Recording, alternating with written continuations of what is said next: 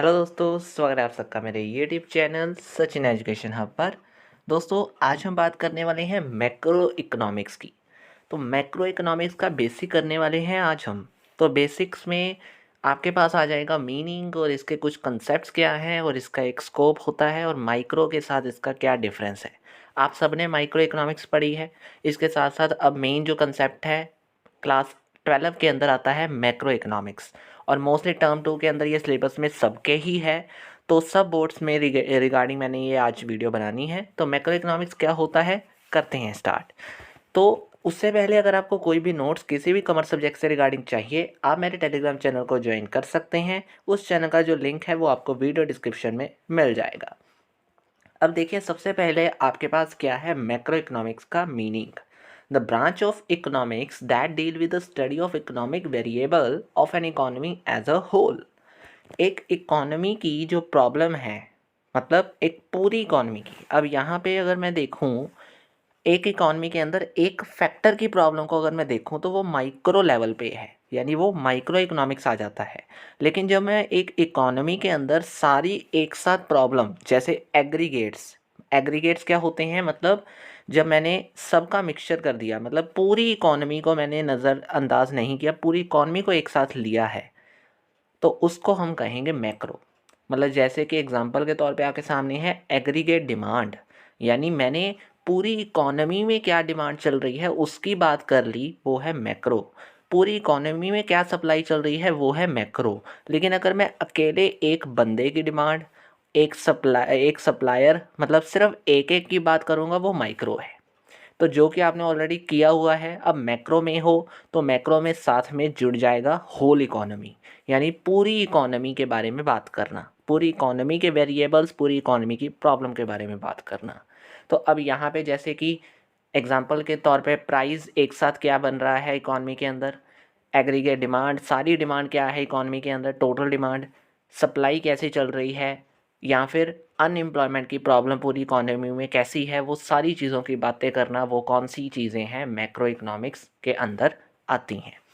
अब इसमें अगर हम बात करें तो एक नोट आता है नीचे जो मैंने लिखा हुआ है कि macro economics is also called theory of income and unemployment. Employment और इनकम दोनों की चीज़ों के बारे में हम ज़्यादा मैक्रो के अंदर पढ़ते हैं, इसलिए इसका नाम, यानी इसे हम एक थ्योरी भी कह देते हैं, theory of income and employment. लेकिन माइक्रो के अंदर हम ज़्यादा प्राइस थ्योरी यानी प्राइजेस के बारे में बात करते हैं, तो इसलिए उसका नाम आ जाता है प्राइस थ्योरी। अब बात आती है यहाँ पे स्कोप क्या है इस चीज़ का। अब स्कोप वही होता है जो हम सारी चीज़ें इसमें पढ़ेंगे। तो सबसे पहले अगर हम बात करते हैं तो इसमें हम नेशनल इनकम के बारे में जानकारी लेते हैं कि नेशनल मतलब पूरी कंट्री की इनकम। तो पूरी कंट्री, पूरी नेशनल की इनकम क्या है, उसकी क्या क्या प्रॉब्लम्स आती हैं, उसके क्या क्या मेथड्स हैं, उसे हम कैसे मेज़र करते हैं। तो ये सारी चीज़ों के बारे में बात हम किसके अंदर करते हैं, मैक्रो के अंदर करते हैं, यानी मैक्रो इकोनॉमिक्स के अंदर पढ़ते हैं। तो मैक्रो इकोनॉमिक्स किसको ले लेता है अपने अंदर, पूरी नेशनल इनकम को। अब बात आती है एम्प्लॉयमेंट की। अब एम्प्लॉयमेंट मैंने ऊपर ही बता दिया कि theory of income and employment. तो एम्प्लॉयमेंट, जितनी भी एम्प्लॉयमेंट लेवल है, एम्प्लॉयमेंट लेवल के साथ क्या रिलेशन है, वो सारी चीज़ों के बारे में, या फिर एग्रीगेट सप्लाई, एग्रीगेट डिमांड, ये दोनों चीज़ों का मिक्सचर, इक्विलिब्रियम पॉइंट, ये सारी चीज़ें किस में हम पढ़ते हैं, मैक्रो के अंदर पढ़ते हैं, जिसकी वजह से थ्योरी ऑफ एम्प्लॉयमेंट भी इसमें आ जाता है। फिर आता है theory of general price level. अब यहाँ पे वर्ड है जनरल प्राइस लेवल। यहाँ पे कोई आपका सिंपल प्राइस लेवल नहीं है, यानी एक एक एक प्राइस लेवल नहीं लिया इन्होंने, एक जनरल प्राइस लेवल लिया जो कि सबके लिए होता है। सबके लिए कोई चीज़ यानी प्राइस है तो वो क्या हो जाता है, वो हो जाता है दैट इज़ मैक्रो। यानी एक इकोनॉमी में सबके लिए कौन सा प्राइस चल रहा है वो होता है मैक्रो इकोनॉमिक्स। ठीक है, यानी वो है जनरल प्राइस लेवल जो कि आता है मैक्रो के अंदर। फिर आता है इकोनॉमिक पॉलिसी और इंटरनेशनल ट्रेड। अब इकोनॉमिक पॉलिसी क्या है, एक इकोनॉमी में पॉलिसी क्या चल रही है, कौन सी पॉलिसी चल रही है, यानी एक पूरी इकोनॉमी में कोई पॉलिसी अगर फॉर्मुलेटेड की गई है, मैंने मतलब गवर्नमेंट जो है उसने एक पॉलिसी बनाई और पूरी पॉलिसी जो है वो पूरी इकोनॉमी के अंदर, पूरी कंट्री की इकोनॉमी के अंदर चल रही है, वो क्या है, मैक्रो के अंदर आती है। यानी इकोनॉमिक पॉलिसी यानी इकोनॉमिक पॉलिसी किसका पार्ट है? मैक्रो का पार्ट है, वो माइक्रो का हो ही नहीं सकता। ठीक है। अब इसके अलावा बात आती है इंटरनेशनल ट्रेड।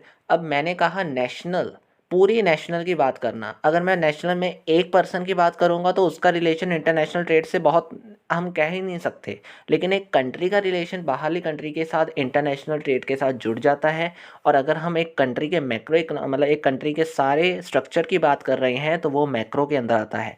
तो ऑटोमेटिकली कंट्री अगर इंटरनेशनल ट्रेड करेगी तो वो भी मैक्रो के अंदर ही आएगा। और उसमें जो जो सी प्रॉब्लम्स हैं, जो जो से फैक्टर्स हैं, जैसे कि फॉरेन एक्सचेंज रेट, आपको एक चैप्टर आएगा बीच में, वो भी इसी के अंदर आता है। बीओपी आता है, वो भी इसी के अंदर आता है, बैलेंस ऑफ पेमेंट।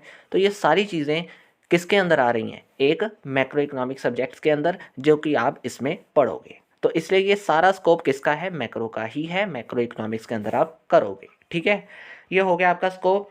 अब हम बात करते हैं कुछ इसका डिफरेंस आता है माइक्रो, आपने जो कि एक सब्जेक्ट था आपका यहाँ है, कईयों को 12 में है और कईयों को क्लास 11 में है। तो जहाँ पे भी है आपको एक डिफरेंस पता होना चाहिए कि आपके जो सब्जेक्ट है माइक्रो और मैक्रो, दोनों में असल में है क्या डिफरेंस।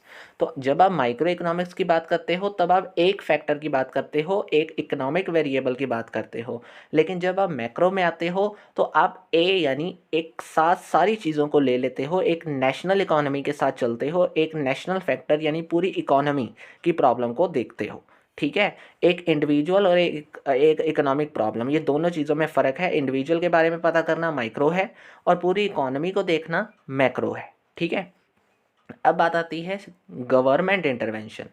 अब अगर हम माइक्रो की बात करते हैं तो एक इंडिविजुअल के बारे में हम देख रहे हैं। यानी अगर एक इंडिविजुअल की डिमांड कौन सी क्या है, एक इंडिविजुअल की सप्लाई क्या है, अगर एक पर्सन है वो डिमांड नहीं कर रहा या फिर क्यों नहीं कर रहा, हम उनके बारे में कम ध्यान देते हैं, हम उनके बारे में कम देखते हैं।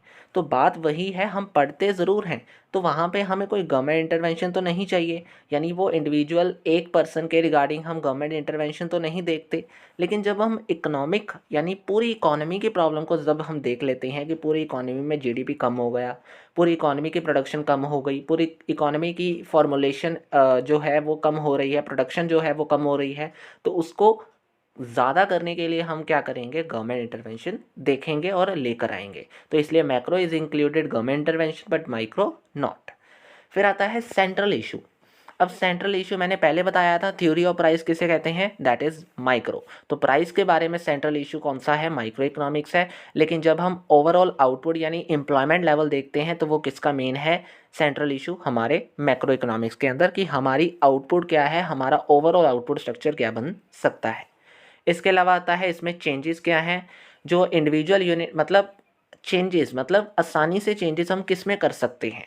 तो बात आती है अगर माइक्रो की, तो एक इंडिविजुअल को हम आसानी से चेंज कर सकते हैं, उसका फैक्टर नहीं तो किसी और का फैक्टर ले लेंगे, यानी आसानी से हम उसे क्विकली चेंज कर सकते हैं, क्विकली डिसीजंस ले सकते हैं, क्विक चेंजेस हो सकती हैं। लेकिन मैक्रो यानी पूरी इकोनॉमी, तो एक ऐसी पॉलिसी चाहिए जो सबके लिए एक समान हो, जो कि बहुत मुश्किल काम है और उसमें चेंजेस एक साथ नहीं हो सकती। तो इसलिए वहाँ पे चेंजेस जो है वो डिफ़िकल्ट टास्क होता है। अब बात आती है मेथड की। पार्शियल इक्विलिब्रियम और जनरल इक्विलिब्रियम। पार्शियल का मतलब होता है एक ही मार्केट के अंदर इक्विलिब्रियम, आप इसका आगे एक डिफरेंस भी पढ़ोगे इसके साथ ही, पार्शियल और जनरल का इसका मेन कंसेप्ट है वो मैं आपको पढ़ाऊंगा। अब पार्शियल इक्विलिब्रियम क्या है? Only in one market, equilibrium only in one market, और इक्विलिब्रियम इन ऑल मार्केट्स क्या होता है हमारा? जनरल। तो माइक्रो मतलब एक मार्केट एक पर्सन, इसलिए उसका पार्शियल इक्विलिब्रियम है। और जो मैक्रो है वो हमारा जनरल प्राइस लेवल यानी जनरल के बेस पे चलता है, जनरल इक्विलिब्रियम उसमें आता है। फिर आता है हमारे ऑब्जेक्टिव्स क्या बनते हैं, जो इसकी डेफिनेशन है, जो इसका मीनिंग है कि एक पर्सन की प्रॉब्लम को देखकर उसको सॉल्व करना माइक्रो है, सारी इकोनॉमी की प्रॉब्लम को देखकर उसको सॉल्व करना हमारे पास मैक्रो के अंदर आता है। फिर आता है पैराडॉक्स। पैराडॉक्स क्या होता है? जो चीज़ मैक्रो के लिए सही है वो माइक्रो के लिए नहीं होगी, जो माइक्रो के लिए सही है वो मैक्रो के लिए नहीं होगी।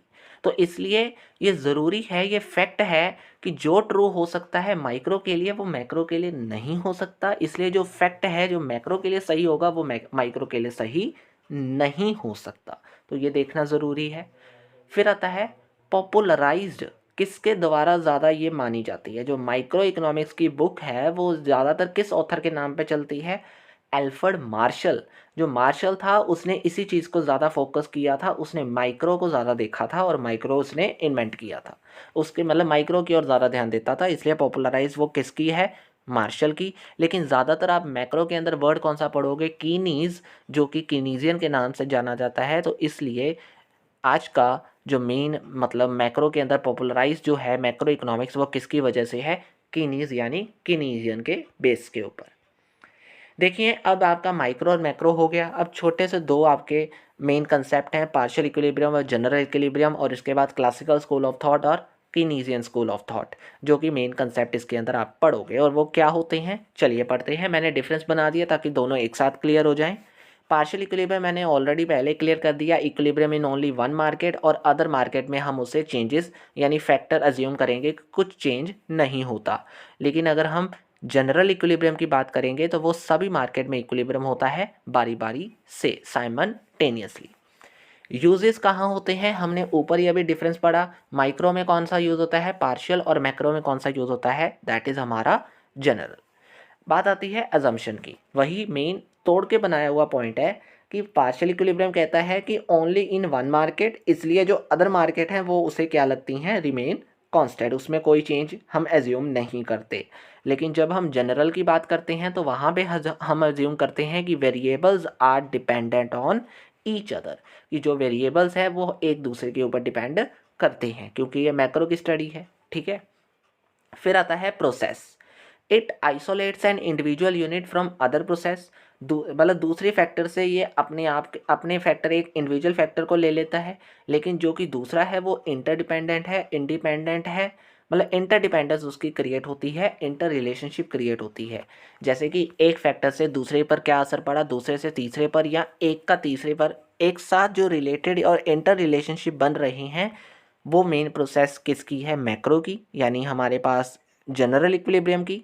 और पार्शियल इक्विलिब्रियम कहता है कि एक यूनिट जो है वो दूसरे यूनिट से ऑटोमेटिकली आइसोलेट होता है, एक फैक्टर दूसरे फैक्टर से आइसोलेट होता है। ये है मेन माइक्रो यानी पार्शियल इक्विलिब्रियम, और जनरल इक्विलिब्रियम हमारे पास क्या है, दैट इज इंटरडिपेंडेंस रिलेशनशिप। अब यहाँ पे आपका 4 पॉइंट से क्लियर हो गया, पार्शियल और जनरल छोटा सा कंसेप्ट। अब क्लासिकल कीनीजियन भी छोटा सा कंसेप्ट है। क्या कहता है क्लासिकल स्कूल ऑफ थॉट और Keynesian school of thought, classical कहता है कि फ्री इकोनॉमी होनी चाहिए, यानी क्लासिकल स्कूल ऑफ थॉट का मेन मोटिव क्या था, क्या मीनिंग था कि it is advocated for the free economy where the resources are fully utilised automatically by the state of full employment equilibrium. देखो जी, उसने ये कहा कि फुल एम्प्लॉयमेंट इक्विलिब्रियम की स्टेट तक जाने के लिए जो फोर्सेज है वो ऑटोमेटिकली डिमांड एंड, जो फोर्सेज मार्केट फोर्सेज कौन से होते हैं, डिमांड एंड सप्लाई। तो डिमांड एंड सप्लाई क्या करती है, ऑटोमेटिकली अपने आप में ही एडजस्ट होके फुली यूटिलाइज करके रिसोर्सेज को क्या हो जाती है, वो that is full employment level पर पहुंच जाती है, और इसी कारण से उसने इसे फ्री इकोनॉमी कहा है। लेकिन जो कीनीजियन है वो कहता है ऐसा कुछ नहीं होता, फुल एम्प्लॉयमेंट तक आपको पहुंचना चाहिए, क्योंकि हर लेवल के ऊपर अनएम्प्लॉयमेंट रह ही जाती है। तो अनएम्प्लॉयमेंट रहने की वजह से उससे लगता है कि कहीं ना कहीं डिमांड एंड सप्लाई फोर्सेस कम पड़ रहे हैं, इसलिए वो कहीं ना कहीं अपने इस स्कूल ऑफ थॉट में गवर्नमेंट इंटरवेंशन को ले आता है। तो इसका मेन यही पर्पस है कि उसमें फुल जो अपनी फ्री इकोनॉमी है वो नहीं होती कीनीजियन के अंदर, लेकिन क्लासिकल कहता है कि हमारी इकोनॉमी फ्री है, जो कि डिमांड एंड सप्लाई के ऑटोमेटिकली बेस के ऊपर चल रही है, लेकिन कीनीजियन गवर्नमेंट इंटरवेंशन ले लेता है। फुल एम्प्लॉयमेंट वही बात आ गई। अब क्लासिकल कहता है कि there is a full employment, उसका एक नॉर्मल फीचर है, लेकिन कीनीजियन का ये कोई नॉर्मल फीचर नहीं है, वो कहता है कि there is a unemployment also. फिर आता है लॉन्ग रन शॉर्ट रन। अब अगर आप डिमांड एंड मार्केट फोर्सेस यानी डिमांड और सप्लाई की बात करते हो तो वहाँ पे कहीं ना कहीं लॉन्ग रन याद आएगा, क्योंकि डिमांड एंड सप्लाई फोर्सेस को ऑटोमेटिकली एडजस्ट करने के लिए क्या करना होगा, अपने आप को टाइम लेना होगा। तो टाइम लेने के लिए शॉर्ट पीरियड में ऐसी एडजस्टमेंट नहीं हो सकती, तो इसलिए क्लासिकल कहता है लॉन्ग पीरियड के लिए, यानी वो ज़्यादातर किस में होता है, लॉन्ग पीरियड के लिए। और जो कीनीजियन है वो गवर्नमेंट इंटरवेंशन बार बार लेता है, इसकी वजह से वो शॉर्ट पीरियड में ज़्यादातर काम आएगा, ठीक है। बात आती है गवर्नमेंट इंटरवेंशन, वही पॉइंट्स बनाने की बात होती है। गवर्नमेंट इंटरवेंशन क्लासिकल में नहीं होती क्योंकि डिमांड फोर्सेस ऑटोमेटिकली अपनी एम्प्लॉयमेंट लेवल तक पहुंच जाते हैं ऑटोमेटिकली। अगर हम बात करें केनीजियन की तो वहाँ पे ऐसा नहीं होता, वहाँ पे गवर्नमेंट इंटरवेंशन चाहिए क्योंकि अनएम्प्लॉयमेंट को एक अपने एम्प्लॉयमेंट लेवल पर लेकर जाना गवर्नमेंट का काम है। लास्ट आता है इकोनॉमिक डिसीजंस। जो क्लासिकल स्कूल ऑफ थॉट है वो ज़्यादातर इकोनॉमिक डिसीजंस प्राइजेस को देख कर लेता है क्योंकि demand and supply forces automatically काम करते हैं, जबकि जो हमारे पास केनीजियन है वो गवर्नमेंट की इंटरवेंशन को लेते हैं। तो इसलिए जो भी डिसीजंस है वो गवर्नमेंट ही लेती है और गवर्नमेंट के बेस पर ही काम होता है। तो ये था आपके सामने पूरी मैक्रो इकोनॉमिक्स के अंदर बेसिक्स। अभी और बेसिक्स आएंगे इससे ज़्यादा, फाइनल गुड्स मतलब इसके कुछ पार्ट्स आएंगे आगे जो मैं आपको आगे फर्दर वीडियोस में डिस्कस करूँगा। तो इसका जो मेनली मीनिंग और कंसेप्ट था, स्टार्टिंग पॉइंट था, वो मैंने आपको इस वीडियो में पूरा टोटली समझा दिया है। दोस्तों अगर आपको वीडियो अच्छी लगी है, अगर आप नए हो चैनल के ऊपर तो लाइक शेयर एंड सब्सक्राइब ज़रूर कर देना। वीडियो अच्छी लगी है तो ज़रूर लाइक करिएगा। कोई भी प्रॉब्लम है आप आसानी से इसके नोट्स मिल रहे हैं टेलीग्राम चैनल पे ऊपर, वो उसका जो लिंक है वो आपको वीडियो डिस्क्रिप्शन में दे दिया है। आप वहाँ से इसके नोट्स आसानी से ले सकते हो और भी कोई सब्जेक्ट्स चाहिए वो भी आपको वहाँ पे मिल जाएंगे। तो बस आज की वीडियो में दोस्तों इतना ही है। और भी कोई प्रॉब्लम होगी कमेंट बॉक्स में कमेंट कर देना। आज की वीडियो में इतना ही मिलेगा दोस्तों। Thank you very much. Have a nice day.